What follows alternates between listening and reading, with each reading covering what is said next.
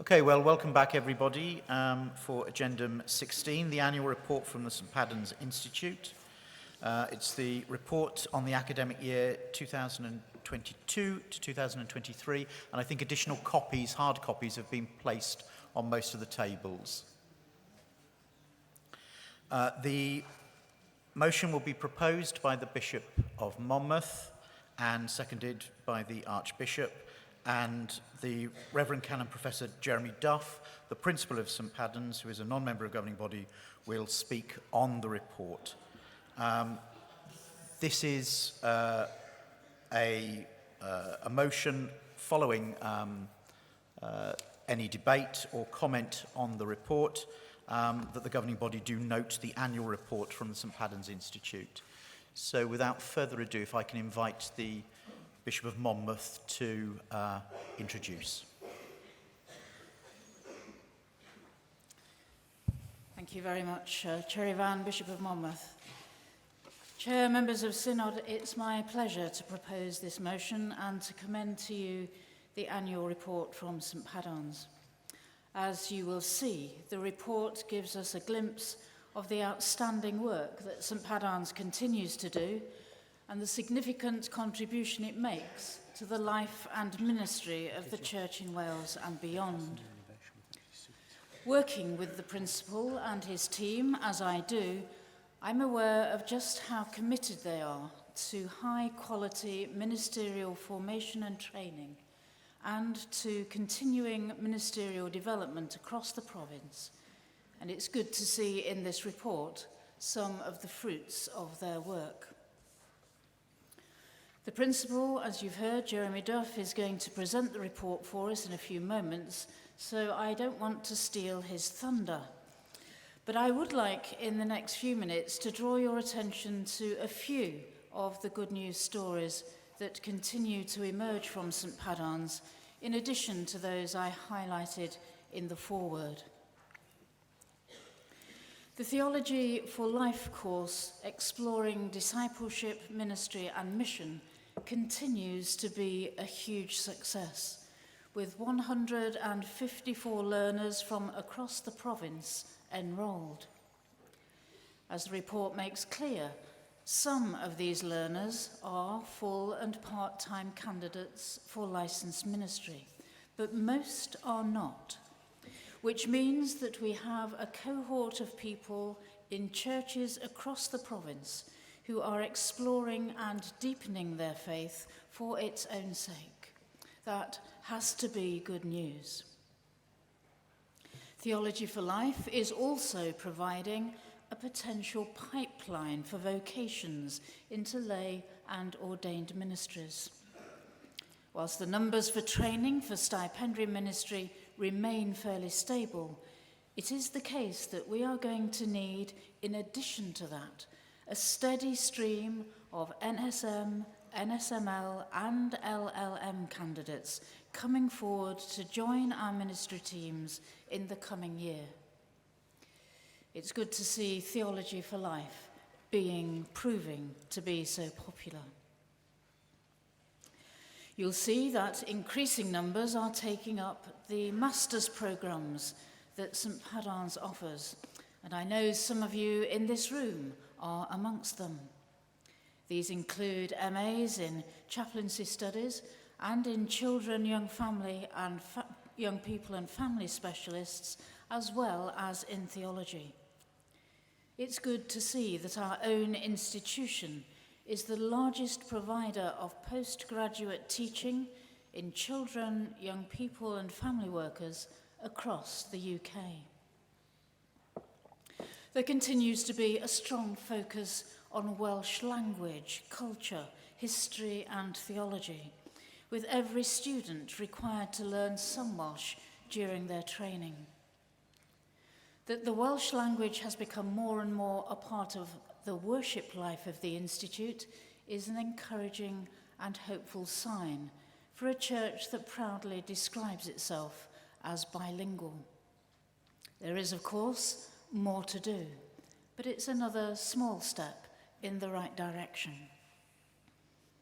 In addition, the Welcome to Wales induction course is proving to be a valued introduction to the Church in Wales and indeed Wales for those who are new to the province. Before I finish, I want to pay tribute to the operations team and all the support staff for all that they do to make the work of St Padarn's run so well. We here are rightly focused on the training and formation work that we entrust to St Padarn's. But without those who work more in the background to manage and deal well with all the complexities of the operational matters, the Institute would not be able to do what it does, nor do it as well as it does. There is much to celebrate in this annual report, and I warmly commend it to you. As ever, I want to thank Jeremy and all the staff at St Padarn's for their commitment, resourcefulness and creativity in what remain challenging times. It now gives me pleasure to welcome Professor Jeremy Duff to the platform to present the report for us.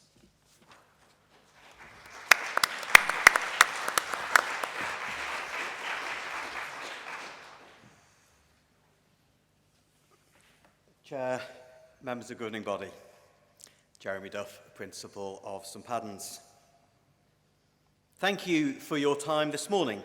It's a privilege to speak briefly this morning about the St Padarn's Institute, the Church in Wales' institution for formation, theological education, ministerial development and research, which is now in its 7th year. Apologies as I begin. There is an error on the final page of the annual report. When I'm getting boring, you can search for it. I will fill you in on the correct detail later on. St Padarn's is a living, breathing community of people. And as I look around here, I can see many faces of St Padarn's learners, Theology for Life students, curates, ordinands, people that within CMD have come on the Anna Chaplaincy course or are training to be spiritual directors. So to keep the focus on people, we've got a 90-second video about to appear, just of some faces to remind us this is about people. Thank you.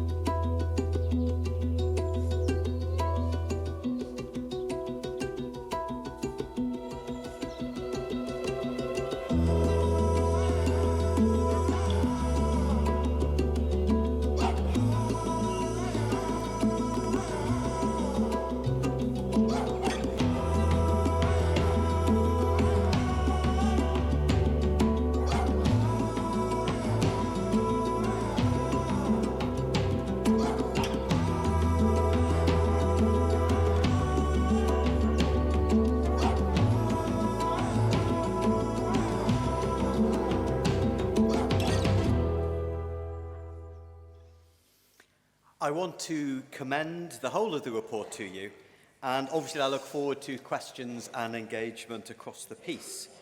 But there are three things I want to draw to your attention. First of all, candidate numbers.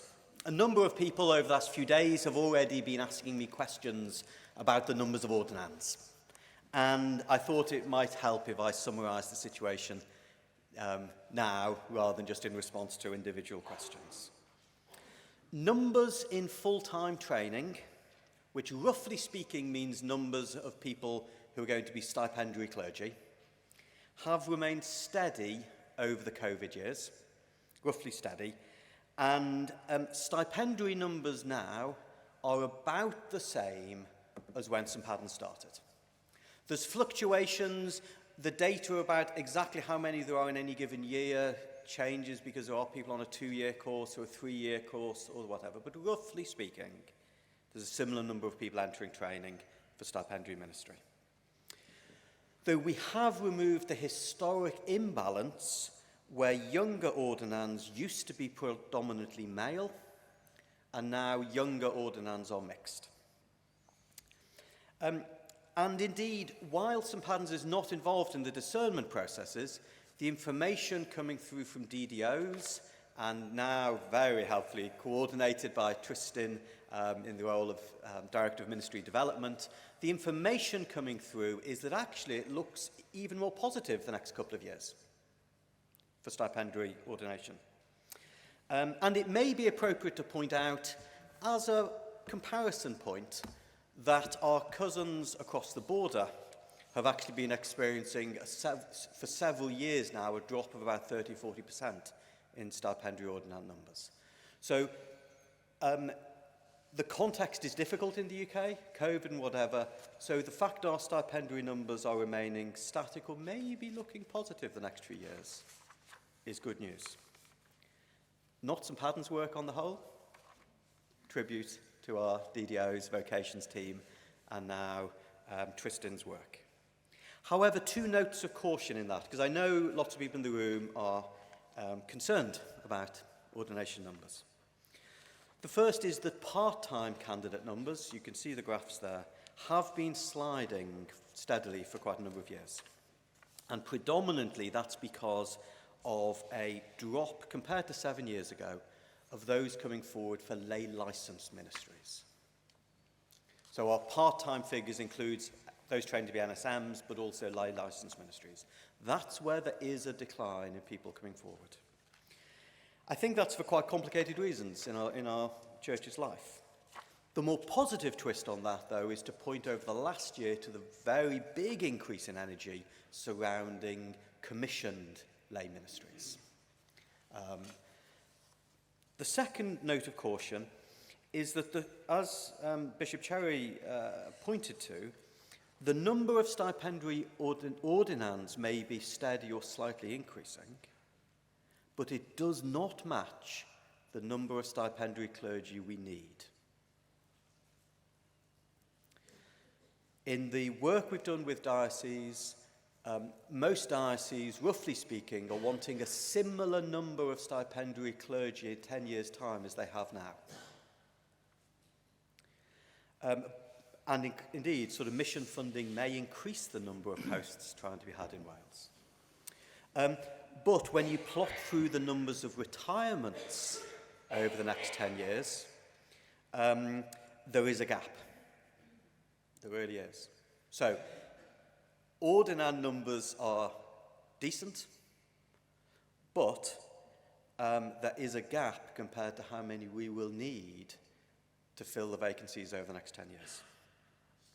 So my second point is to focus on external review.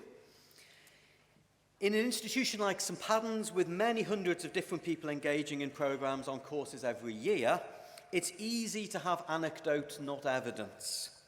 The principal can stand here and project a good news story, and you may or may not believe him. So we really believe in external review in St Paddens. The phrase was used in the debate yesterday about not marking your own homework. Independent external review is part of our regular life. Last year, it was, as highlighted in this report, we had something called the Periodic External Review with a team of theological educators from outside Wales who published a 55-page report on us. This is detail. 55-page report, 31 recommendations, 17 commendations, and that feeds through into an action plan and the like. I've put up here 3 sample recommendations, purely sample, but for you to see the sort of thing. The first one commenting on how do we produce future theological educators and theologians for the church. You know, who is going to be able to go from Hebrew into Welsh in a generation's time? That may be a specialist need, but it's a real need. Secondly, that we look at developing the worship space on site. The chapel is glorious, but really rather tatty. The plaster is peeling off the walls because of damp problems. And the third one, completely different sort of thing, about diversifying forms of assessment. If you say to me they're all essays, I will say, no, that's not true. But it is true that at the moment they're almost all written. They may be reports on things, but they're mainly written. That's no good. We need to diversify that. So 3 very different sorts of recommendations as illustration. The whole report is public, it's online, and it's, you know, the action plans and things are overseen by our governance structures. But I want to really to highlight to governing body the principle of it, that we do these external reviews not because we're bad, but because we believe in improvement. And you start off with the idea that an external review is going to either say you're good or you're bad.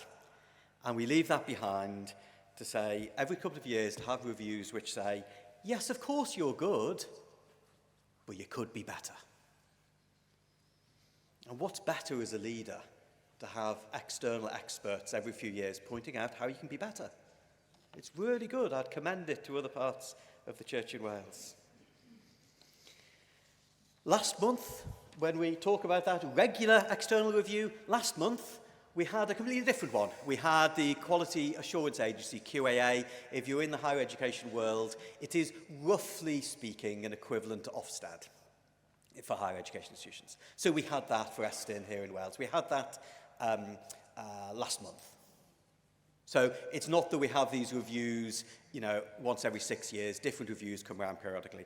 That seems to have given us a clean bill of health. I've read the draft report, but again, with 2 really useful suggestions for improvement.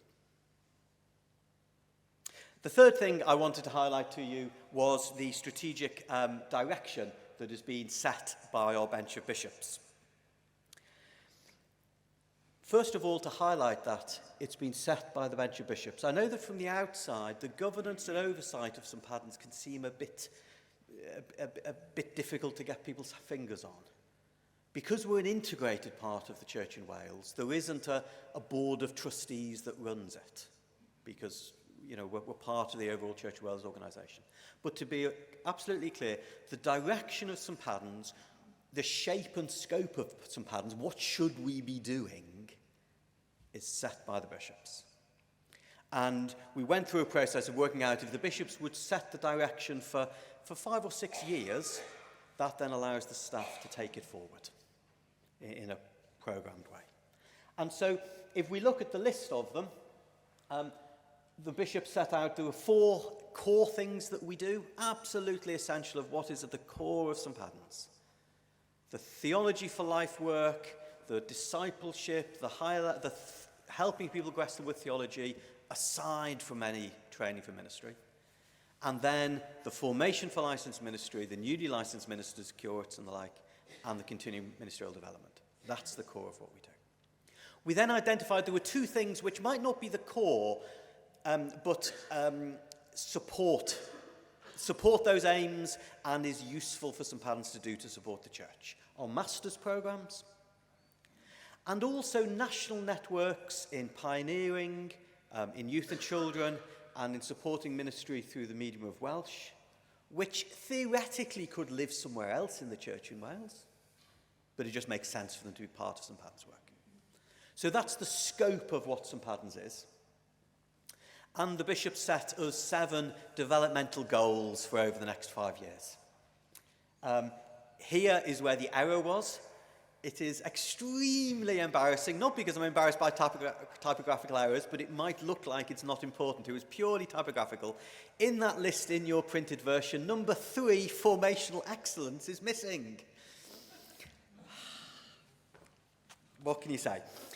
So number 3, formational excellence, says building on existing success but focused on increasing formational quality, the life of prayer, the breadth of the Anglican tradition and the robustness of formational outcomes in a rapidly changing ministerial and cultural context is item 3 on this development list. That's really important, and again, it's a good example. We do decent work in formation already, but ministry in our ministry areas and mission areas is not easy. And so doing decent work in formation isn't us having arrived, which is why doing better work in formation is a goal. So we've got these 7 areas: widening participation, big agenda. There are not many people who are ministry area leaders who have disabilities. What does that say for us as a church? We do not have many stipendiary clerics we don't have much of a racial diversity in that. And particularly in cities like Cardiff, you have quite a lot of racial diversity. So widening participation, and there's always that sense of our clergy always middle class. So widening participation, leadership development, clergy, formational excellence, geographical equity. St Padans is an institution for the whole church in Wales, but can we offer the same opportunities if you're in Anglesey as you're in the centre of Cardiff? I mean, the answer to the same is clearly no, but we need to be really trying to address that. Geographical equity is really important to us. Educational excellence, we need to invest in the quality of our thinkers as well. We've got to look at the long-term life of the institution as a theological institution. The St Padans site, and being a bit better at sharing resources to the wider Church in Wales. For the first time at the moment, we've got a cleric on sabbatical who is staying in college to provide her with a good opportunity to get away in a sabbatical. She's engaging with the ordinands. It's working really well, so we'll start advertising those opportunities. So, there's the whole report. 3 things I wanted to highlight. Candidate numbers. Good news, but there is a gap because of a lot of retirements coming up. External review, keeping driving quality improvements in St Padans, and the strategic direction set by the bishops gives you a flavour of the goals St Padans has been set. Thank you.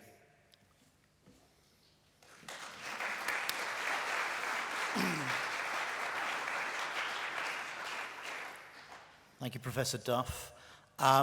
Right, the report is open for comment and questions. So if you would like to make a comment or ask a question, please do come to the podium either side so that we can see how many wants to take part. I noticed there's a lot of St Padans staff at the back of the hall as well, so I'm assuming they're here to help with any awkward questions for Professor Duff. Okay, Kate. Kate O'Sullivan, cleric in the Monmouth Diocese, working class girl from Rough Council Estate, no academic background, no A-levels, and the church is the thing that has educated me. And I came to the Welcome to Wales pilot last year, I think it was, and had a very meaningful conversation with Jeremy and explained to him about my non-academic background. And I would really praise St Padans for finding a way to accept me onto their master's programme. And more than that, it's easy enough to educate middle-class academic people who have an expectation of passing every essay and coming out with a qualification. I don't have that. I have spent my life believing myself to be not clever enough. The reason it took me to 50 to get ordained was not because I didn't have a calling much earlier. I didn't believe I was clever enough. So I would like to praise St Padans for the fact that they found a way for me to study with them. When I got there, I do not feel stupid or thick. They're just wonderful. They do wonderful work. So big thank you for that.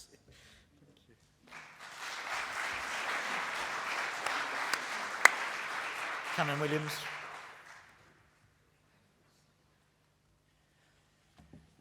Canon Dylan Williams, etholedig Ysgobaeth Bangor, dwi siarad Cymraeg fel arfer.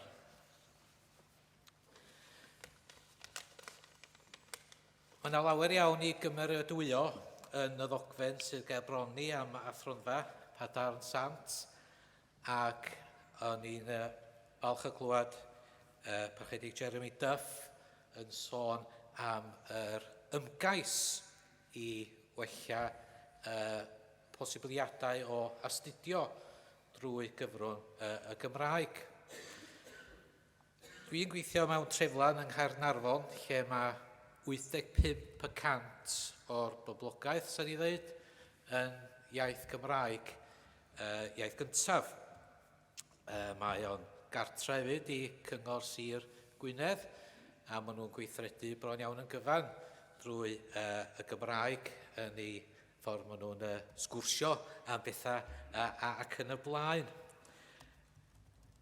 Mae yna ddweud a mae yna gwneud, does. Y cyfaill ar yn ochr i fan hyn yn dweud bod nhw'n ceisio datblygu yr elfen Gymraeg, ond y pethau bach yma sy'n bwysig chi de. Oedd y sleidiau tu ôl i fi i gyd yn uniaith Saesneg. Dechrau'r ffilm bach, a nes i mwynhau y ffilm bach. Wel, os yma mewn torri cefnrwyn i gyfieithu, neu reid ochr yn ochr a Horizons, gorwelion nasa. Mae pethau bach fel yna yn bwysig, ac mewn esgobaeth lle da ni'n stryglo i gael pobl cynhenid Gymraeg i reid y hunan ymlaen, y ddarllenwyr lleug, yn offeriadon ac yn y blaen, a mae gennym ni dipyn bach o swyddi ar gael, sy'n da chi eisiau dod i fyny'r gogledd, no Lerys braf i fyw, cofiwch. Ond mae'n rhaid i fynd ar afal, dim jyst ni fel Anglicaniaeth, ond yn y cyd-destun ecumenaidd hefyd. Da ni angen bobl i gyfleu, i rannu'r efengil yn yn mamiaeth i ddweud y gwirth â chi. Felly diolch yn fawr am bob dim a athronfa Padarn Sant yn geisio ei wneud, ond dwi'n siŵr y fysa'r rhai sy'n arwain y lle pwysig hwnnw y cytuno na ar daith yda ni. Ar daith. Ac mae fyny pobl fel fi na hefyd eich cefnogi chi. Dim talfyd bai ydw i, ond jyst pwyntio allan y pethau bach yma sy'n gallu gwneud gwahaniaeth mawr yn y ffordd mae pobl yn ein deall ni ac yn dehongli pwyda ni. Diolch yn fawr iawn.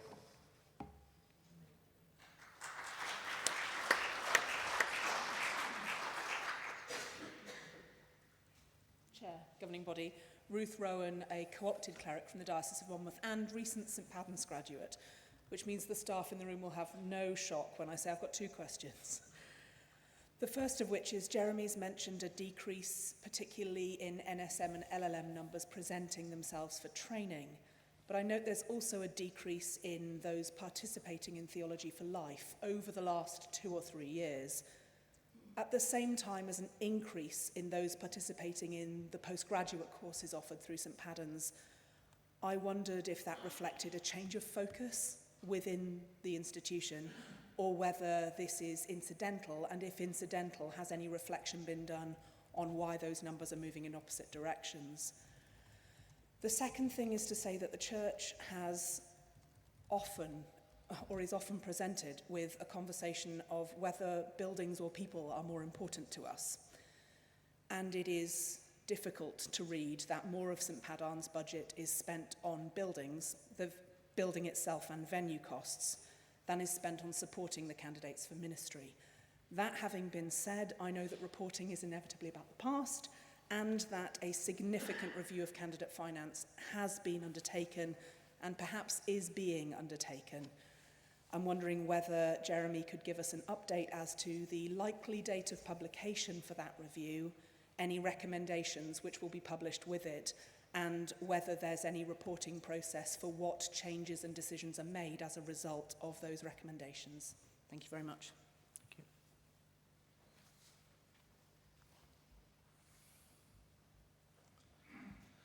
Kevin Ellis, Bangor Diocese elected chair, bishops. Thank you very much, Jeremy, for your honest report. I welcome with joy, actually, many of the things that you have said. I think while there are questions always to be asked about our institutions, I think of the journey that you've been on over the last decade, and what we have here is now one of our crown jewels as a training institute which more than rivals other institutions within the Anglican Communion, and staffed by people who teach theology in context, equip people for ministry, and ask sometimes difficult and awkward questions for us as a church. So I'm delighted with what I read. I have probably a shed load of questions that if we had another couple of nights in the bar that we could wrestle with. But for now, I want to say, gwych, da iawn, and thank you very much indeed for your scholarship, honesty, and prophetic vision for us as a church.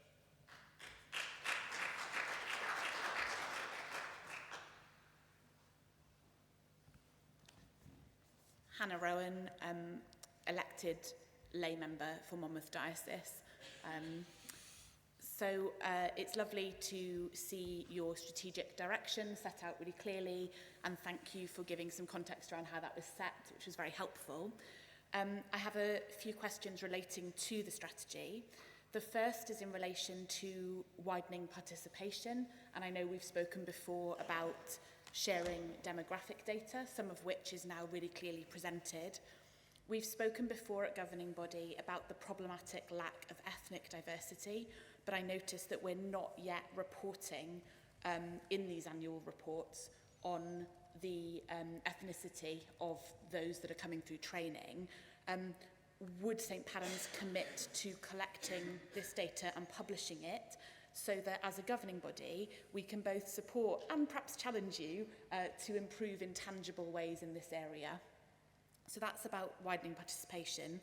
The second two are about the formational excellence that you mentioned.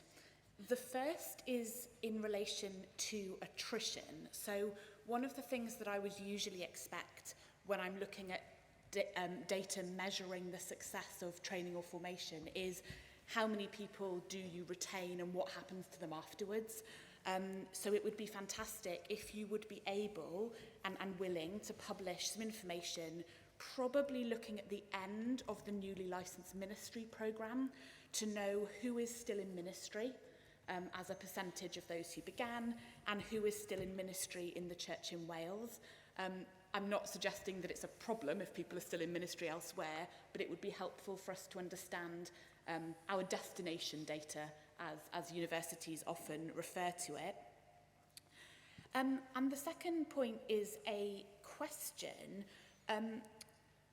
There's currently a discrepancy between the training requirements for stipendiary and non-stipendiary ministry in terms of the time, in terms of the amount of content covered and how that's done.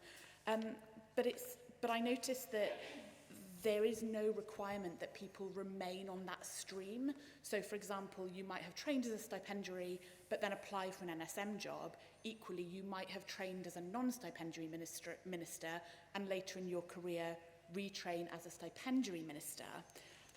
My question to you is, how do you ensure the same standards of formational excellence if we're going to accept that people move between these two roles? And how do you currently make the decisions around the curriculum and what is essential for both those roles? Thank you. Thank you. Cunningham Gould.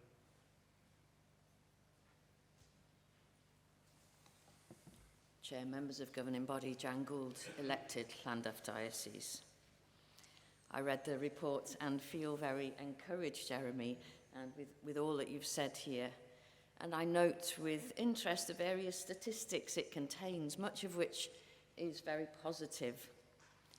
However, statistics don't tell the whole story in any situation, so I'd like to just probe a little bit deeper into life in the formational community of the college, particularly the experience of those training to be NSMs.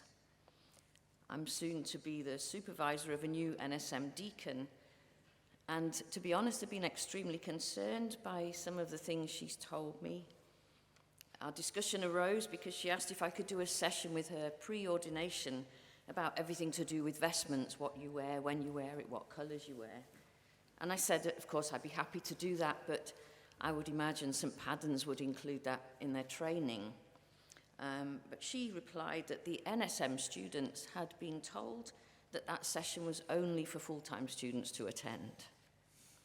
I questioned her further, and what emerged was a deep sense that those training for NSM don't have anything like the same opportunities for formation as the full-time students do. Of course, those training for NSM may well have full-time jobs, which might mean they can't attend sessions in the college. But they should surely be given the option to juggle their work commitments and take some responsibility for their own formation and learning. She told me that very often the NSM students only find out about things that have happened when the photos appear on social media after the event. And she spoke of various events that she would have liked to have been at had she known about them. There was one occasion when Bishop Rowan addressed the students and presided at the Eucharist. The NSM students didn't receive an invitation to that, though the spouses of full-time students were there, spotted in photographs after the event.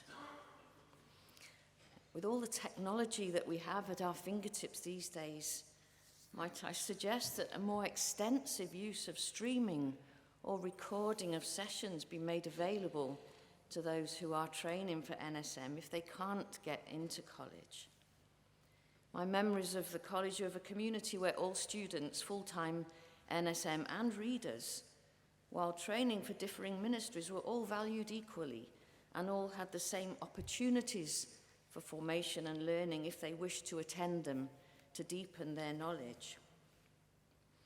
It seems to me that those training for NSM are no longer being valued or affirmed in the same way as students for full-time ministry are. But why is that? All students, I think, should have exactly the same opportunities for learning. Otherwise, we end up with some clergy entering ministry not having a clue about some of the things that are a big part of our identity as Anglicans. And picking up on the previous speaker, we do get clergy moving from one kind of ministry to another, so it's important that they all have that grounding. Let's not forget that not all NSMs are in secular appointment and maybe just doing one day a week in a church. I've known NSMs who've worked full-time for the church, simply not claiming a stipend because they didn't need to.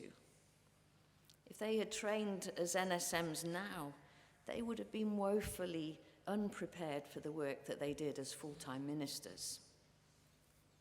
In these days, when more and more is being expected of clergy, NSMs will be called to take on more responsibilities in their ministry areas, sometimes on their own without the support of other clerics.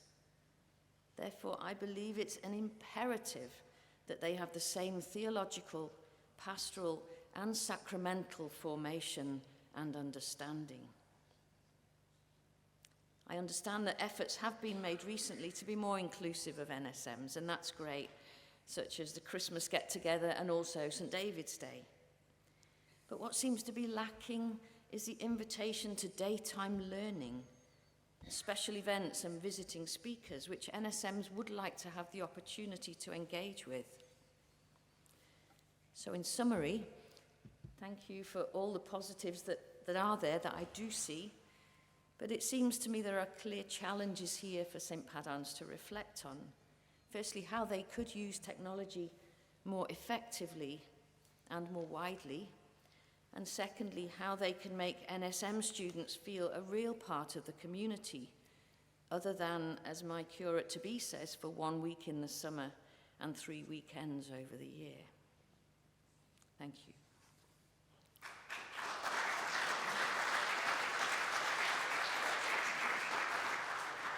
Before the next speaker speaks, if anybody else wishes to make a comment, can you please come to the side so we've got an idea of how many still wish to continue to contribute to the debate? Chris. Diolch, Cadeirydd. 3, 2, 1, headphones on. Chris Dearden, aelod lleg o'r Esgobaeth Bangor. Cwestiwn sy'n dilyn o'r pwynt fy cydweithwyr o Gaernarfon. Dwi'n croeso gwirfodaeth yn y dogfen hwn ar gwaith I datblygu eglwys dwyieithog. Ond pa darpariaeth ydy hi I myfyrwyr sy'n isio dysgu yn Cymraeg fel cael ei darlithoedd, seminars, etc. yn Cymraeg a sgwennu asyniadau assignments yn Cymraeg? Thank you. I will take this side because you've been waiting longer. So, yeah.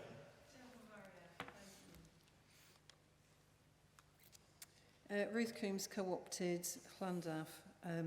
I stand actually speaking as an NSM in a fantastic ministry area where I am very much a equal member of the team. The difference being that I can say no if I can't juggle, which is fantastic, but for all intents and purposes, the NSM bit makes no difference whatsoever. And so my question, possibly my challenge, having experienced that role, is what can you do going forward to change it, Jeremy? I think that's really important. I think, you know, the figures show itself. What can you do to attract those who may be discerning a calling to ministry and secular employment? And given the state of the church, we're likely to have more and more NSMs and less money for stipends anyway. So how can St Paddens be supported and challenged and encouraged to ensure that those training for part-time ministries have a rich, full and rigorous experience, having equity with their stipendiary colleagues, both in initial training and in continual professional development?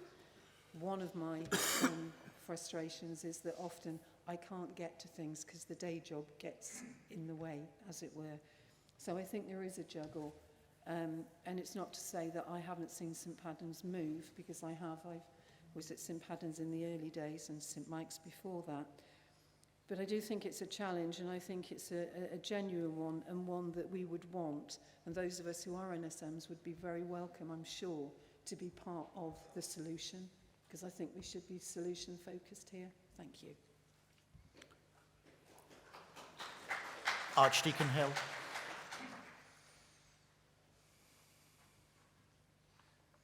Matthew Hill, cleric elected St David's.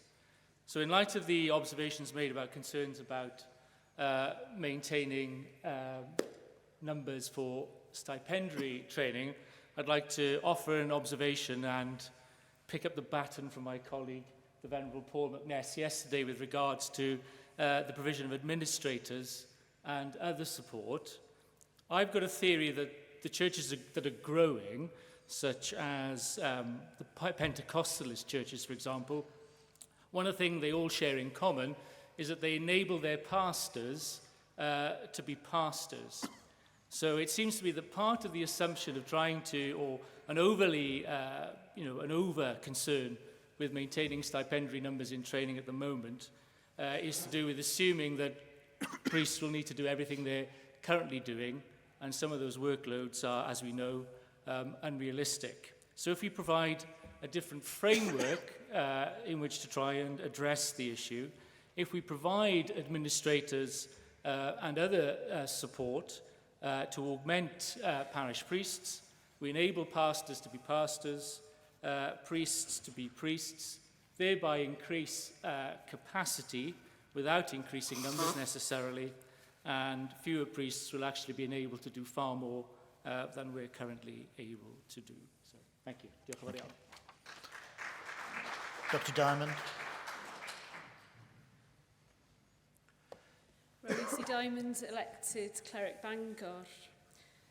I'd like to connect a challenge that the Archbishop issued to us yesterday with Jeremy's presentation, with a tiny word of testimony and a question for St Paddens. Your challenge yesterday, Archbishop, was that you hoped before the end of this governing body somebody would share a story of a MAC where there is laughter instead of strife.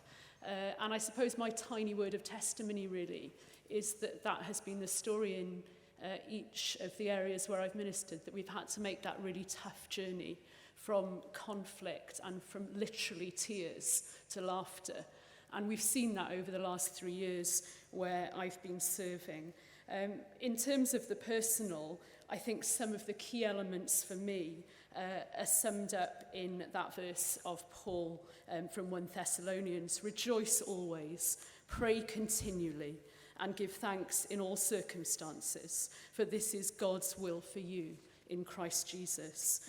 And so for me, there have been practical things like appointing a lay chair so that people don't have to listen to my voice all of the time. But not only that, so that I can have someone else to help me create that culture of prayer and joy and positivity. Also of enabling people to play to their strengths and moving some of the very specialised things like buildings out of the MAC into an action group of their own, so that you don't have the MAC sitting there, some people just sitting there doing nothing and listening all evening. And then finally, enabling little ventures in mission. So we set up a Beino's Brilliant Budget where people had £1,000 to go off and do something risky. And we had some great successes and some splendid failures. But that's enough of my words of testimony, I guess. But just to come back to that exhortation of Paul, Jeremy, I see all of that embodied in the brilliant work done by St Paddens. And my question would be, because as I listened to you, Archbishop, yesterday, I thought, well, what a tragedy if we don't ensure that every single one of our ministry area meetings is joyful, is prayerful, and is characterised by gratitude. So I would just ask Jeremy, how can St Paddens get out into our areas so that we can make sure that's the case? And if we want things like the Growth Fund to flourish, we need fantastic collaborative working at the level of each of our areas. Diolch. Mr. Desborough.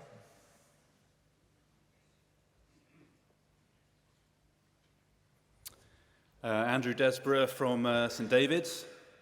I'm delighted to see my shiny head on these annual report booklets.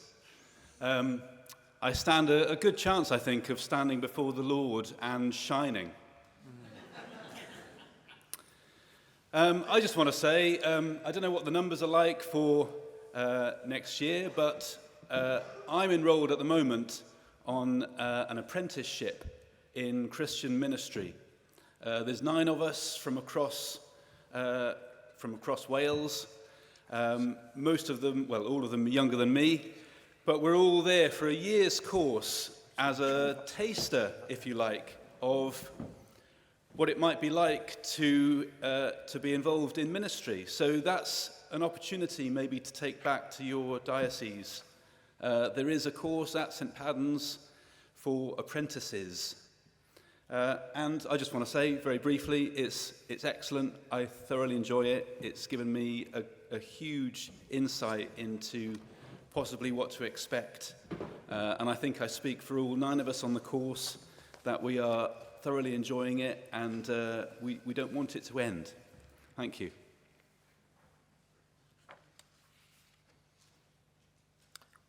Thank you to everyone who's contributed to the discussions and given questions. I'm going to invite Professor Duff to make response. Thank you, Governing Body, for your engagement there. A wonderful mix. Clearly, it's nice for myself and staff that there's some really warm commendations there, but also in the spirit, as I said earlier, it is also genuinely good to have some challenge and polite encouragement to keep moving in directions we may not have moved far enough in. So it's a really rich mix there. There's some particularly focused questions there that I'll try to answer and skip past the warmth. The challenge about keeping progressing our use of the Welsh language is heard and is important. Thank you for that. There was a particular question later on about learning and teaching and submitting assignments in Welsh. Let me explain where we're up to on that. The medium for academic teaching is English. We would like to, at least for that to be a more varied response, for that not to be the case in every situation, but that is the situation today. I'm not going to hide that. And one of the challenges as well is academic bibliography tends to be very much dominated by the English language as well. However, what we try to have around that is discussion groups about your academic work, which, particularly in Theology for Life, engagement discussion is a very large part of the contact time, can operate through the medium of Welsh. Formational work, tutor work, and such things can operate through the medium of Welsh for those who want that. You can submit, people can submit all their assignments in the medium of Welsh. But the classroom teaching is through the medium of English. And inevitably, most of the bibliography on reading lists is in English. There was a question about different numbers. Yes, the numbers on TFL have gone down historically. Last year's intake was bigger than the previous 2 years. Because a year spans 2-year group, the levels span 2-year groups, it's a 6-year programme. The numbers overall still look like they're contracting because you had very large level 6 groups that are leaving. So we are aware and concerned about that, but last year's Theology for Life intake was higher than in the previous years. The increasing uptake of master's programmes, I think, is not because of an increased focus on them by us. It's that they are quite market-driven. And if you start to get a reputation for doing them well, you pull the students. So I don't think it's about a tilt in interest within St Paddens. It's that when you start off a master's programme, people think, oh yeah, who are they? And after a few years, they start to think, actually, they know what they're talking about, and it increases the numbers. Candidate financial support, this is very important. I was really glad it was highlighted. It is not St Paddens' decision how much money ordinands live on. That is a Church in Wales decision. It occurs in the St Paddens budget because there is nowhere else in the RB accounts for it to occur, but it is a RB and Bench of Bishops decision. It is not an internal St Paddens decision. There has been a review going on, which was chaired by the Director of Ministry in Bangor Diocese, Canon David Morris. Somehow him having chaired it, it now has extra welly because he is now one of our bishops. I understand that the Bench of Bishops discussed this at its last meeting and is returning to it. The suggestions in that are quite significant change, and that is causing quite a lot of thoughtfulness among the bishops and also with the RB if there was going to be a level of financial change. So it's not in my hands now, it's with our bishops and the RB. I think people are trying to work for over the next few months clarity to come on that. It is actively in consideration. Data, really good points there, ethnic diversity and the attrition rates. I want to say yes, I think I'm going to... we have all that data because we report that data to the Welsh Government as part of being a higher education institution. The difficulty is with the ethnic diversity, the numbers are so small, people would become personally identifiable. And that can be an issue with publishing data. And similarly, the attrition rate figures, again, the numbers are quite small of people who start training but aren't ordained or whatever. So I'm not sure I can commit to publishing it. I think I can certainly commit to writing some narrative about that each year in the future. Whether we can publish the statistics, I'll have to check, because people may become personally identifiable. Big questions about the whole NSM thing. I'll come to that in a minute. The first question was about people moving between ministries, moving between stipendiary and non-stipendiary stipendiary.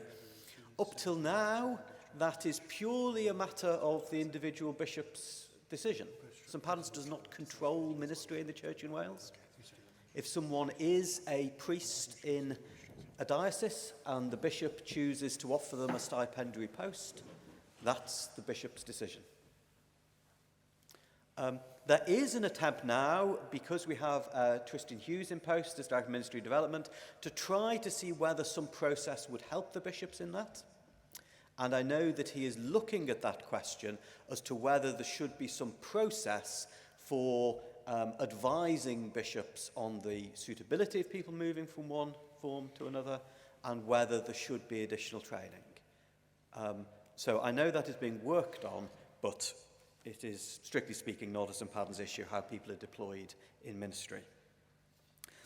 Now, in relation to the NSM question, I've got a few things to say, but I don't particularly want that to sound like I'm trying to push away the force of the question. But there are some things I can add for clarity. The first thing is, in the statistics and in our report there, we talk about part-time and full-time candidates. That is not the same as stipendiary and NSM people. We don't distinguish between stipendiary ordinands and non-stipendiary ordinands. We distinguish between the cohort for whom they are doing this 50 hours a week and the cohort who we have to work on the basis they have full-time jobs. So there are some people training for non-stipendiary ministries who will engage in the full-time programme at St Padans. So I understand it's a little confusing, but when we talk about full-time and part-time, this is about two cohorts distinguished by how much time they can give to their training, not to do with the ministries. The question of how we train, form and support those who have to have that alongside an existing full-time job is very difficult. There is huge pressure on such people. There is huge pressure. If you're working full-time, the church is expecting you to be on a placement, maybe in your home church, but building up that ministerial experience and studying part-time for a diploma in theology. The pressure is huge. And one of the real worries about the NSM numbers, and particularly the lay licence numbers, is the pressure is too great for it to be achievable alongside a full-time job. So there is a very delicate situation of how much can be expected in training of those who have a full-time job. Now, that's one aspect. Of course, another aspect is that all the training is not given by St Padans. I must admit, when someone says, why didn't St Padans tell me to wear green in ordinary time? My answer is, well, what has your placement supervisor been doing? Haven't you noticed over the last 3 years when you've been in church that you wear green in ordinary time? So there is an element in which St Padans orchestrates the training, but people have training on the ground in their parishes as well. The final bit, though, very important. I can hear the voice saying, Jeremy, I wasn't saying you should make people training part-time do more. I was saying, could they have access to more? And I realised that was the question. It is difficult for two reasons. Yes, we're trying to do that more, and I thank you for acknowledging that we've started a bit of a journey there, and we need to go further. But there are two complicating factors. The first is geographical equity. If you are training part-time and you live in Cardiff, the idea of, well, why can't I rock up for that thing going on in college is one question. If you live in Carnarvon, the idea of saying you're welcome to turn up in college does not feel much of a welcome at all.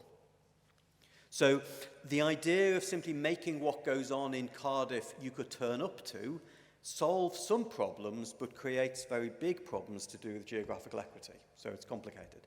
The other thing is the use of technology is right,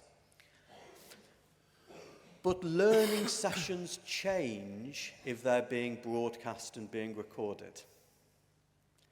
If a cleric is there talking about how they've handled conflict in their PCC, and the ordinands want them to be open and honest and be clear about this, that learning session is changed if the cleric involved can see a camera that is broadcasting that to people they don't know and aren't in the room.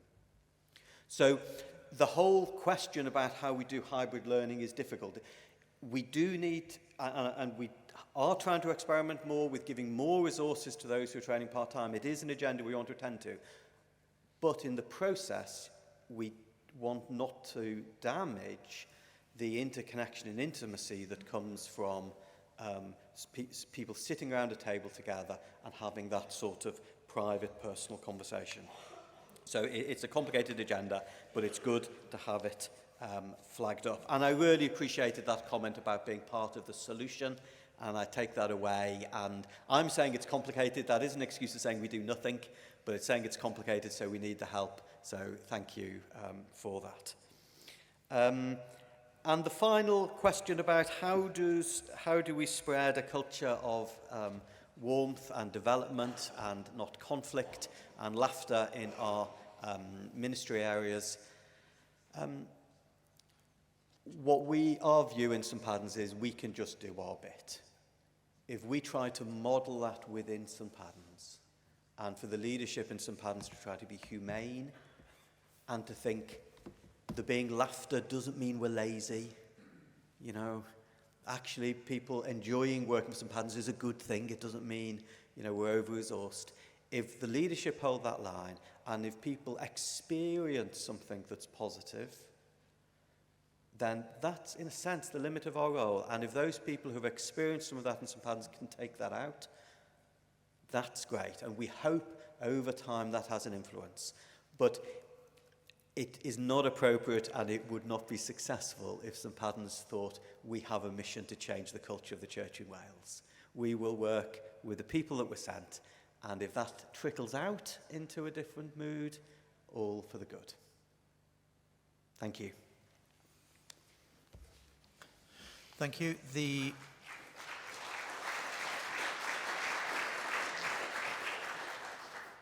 Thank you. The motion is being proposed formally by the Bishop of Monmouth, I believe, and seconded by the Archbishop. Thank you. Thank you for that. I do like it when people don't keep talking. Yes.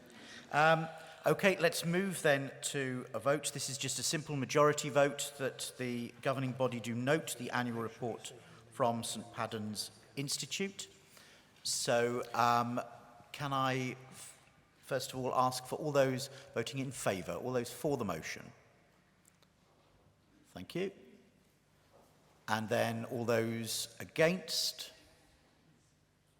None. And any abstentions?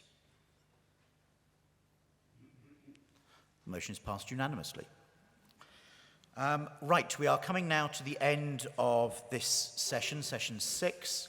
We are going to go a little earlier to lunch, but that means that we will resume earlier as well. So we will be back for 1:45, if possible, please, when Mr. Tim Llewellyn will be in the chair.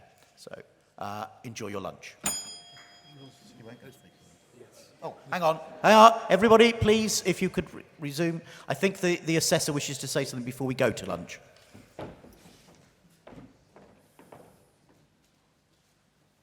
Thank you, Chair. Matthew Chinnery, Assessor.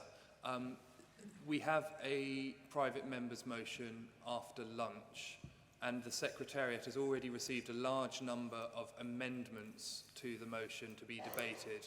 We currently have notice of 5 amendments which will need to be taken. This means a number of things. I think the key one I want to say now is that the Chair is going to have to chair this debate quite prescriptively and call people in a certain order so that the debate proceeds in a logical fashion and we take those amendments in a logical order. What this does mean is if you've been thinking about proposing another amendment, don't. No, sorry. It would be a great assistance if that could be sent to the email address by about 1:10 so that then I can sit down with the Chair and we can work out in which order we would seek to call those people, or if 2 people are saying the same thing and we can combine it with their permission into a single amendment. So the email address is amendments@churchinwales.org.uk, and if we could have that in about the next 25 minutes, that would be a great assistance. And if you don't, be aware that we may run out of time in the debate before we get round to considering any amendments that we haven't received by that point. The other thing to say with regret is some of the amendments that we received some days ago we have had translated and will be available on the screens bilingually. Unfortunately, given the time pressures, we just won't have the facilities necessarily to get everything in these amendments, which we've only just received, on the screens in both languages. We will do as the best we can with the time that we have, but please do, we beg your indulgence for that.